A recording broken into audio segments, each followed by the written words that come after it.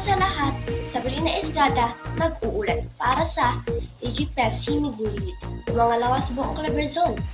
Isang tagumpay ang nakamit ng DigiPress Himigulit matapos nilang magwagi sa Regional Festival of Talent sa kategorya ng quartet singing na dinanap sa Tuban, Quezon nitong Abril ng 4. Sa pamumuno ni Coach Joe Pascua at Trainer Marvin Tamare, apat na mag-aaral ang bumubuo ng DigiPress Himigulit, sina Herschel Del Fernandez, Alex Abrel Balaba, Bon Gabriel Ilaban at Orlando Balbago.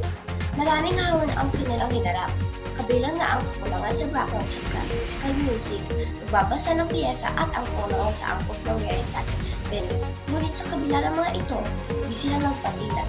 Sa hinaharap, plano ng DigiPress Himigulit bumulit ng patuloy na magsanay at mag-aral ng iba't ibang piyesa upang mapaulat ang kanilang kaalaman sa musika. Muli, ito po si Sabrina Estrada, nag-uulat.